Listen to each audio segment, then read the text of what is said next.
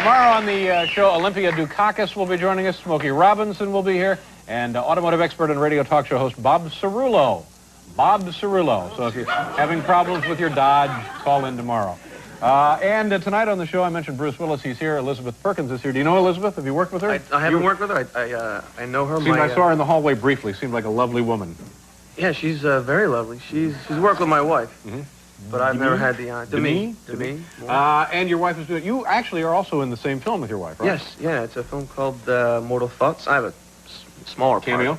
It's a little larger than a cameo. A camiette, I think. Now, let me ask you a question. That's a word, a camiette. If you were not married to the female star of this film, would you have been in the movie? I don't think I would have had a snowball's chance of getting a part.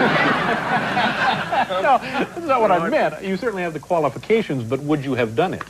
Oh, that. Yeah. Yeah, I probably would. It's a good part. I mean, it's a little more interesting being able to work with my wife. Mm-hmm. You know, I have a couple scenes with her in the picture. Yeah, more interesting to work with your wife than to set the cat on fire.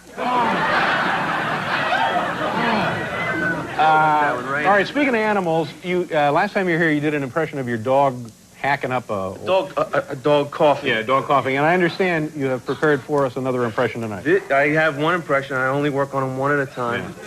This is an impression. This is not an animal impression. No, this is a political impression. Mm-hmm.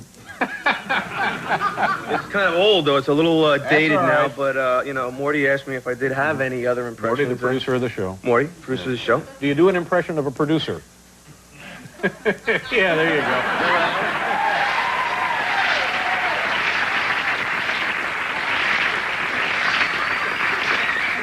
Here it is. This is an impression of, it's actually it's kind of an old impression of Hubert Humphrey. Mm-hmm. Hubert Humphrey. Yes. This is Hubert Humphrey. Former senator, vice president. Senator, almost was a president. Yeah. In 1968, I ran for president of the United States. On election eve, I turned to my wife, Muriel, and I said, Muriel, tomorrow morning you'll be sleeping with the president of the United States. The next morning, she turned to me and said, well, Bubblehead, do I go to Dick's house or does he come here?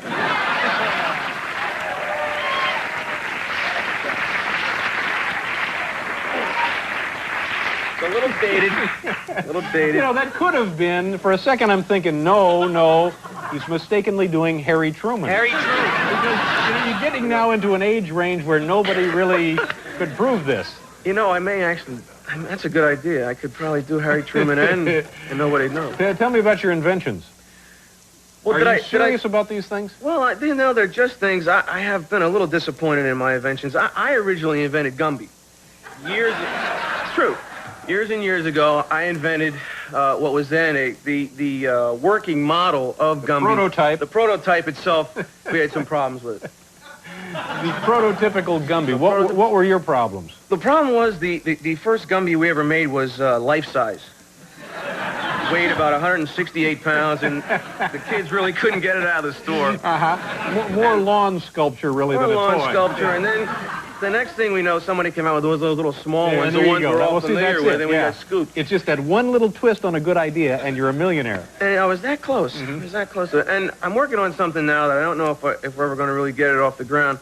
It's a thing, you know, have you ever, you fish, right? Oh, all the time. You're a big fisherman. My pant legs are wet now. I just came in from the Hudson. Yeah, sure. I'm working on a thing where we take a 220-volt item.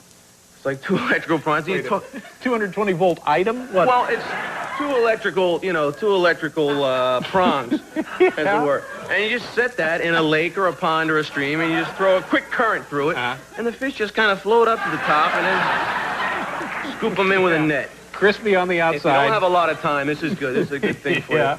But do you have any... You know, what we need to do now is take a look at a clip from Die Hard 2. Which is it, Die Hard 2 or Die Harder? It's called Die Hard 2, Die Harder. Okay. Die Harder.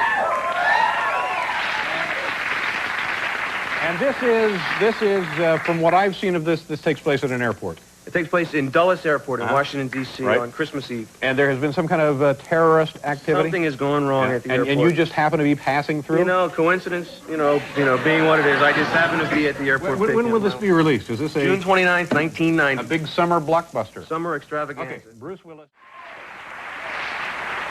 Now, is the movie finished now? I got to shoot about 3 more weeks on it, and then they start to cut it together. Now, do you ever worry that it won't be as good as you thought the first one was? Do you think that it won't do as much business as the first one?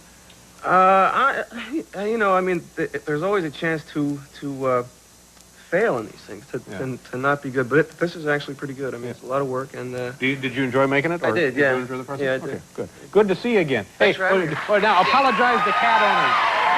I will. It's Bruce Willis, and he loves cats.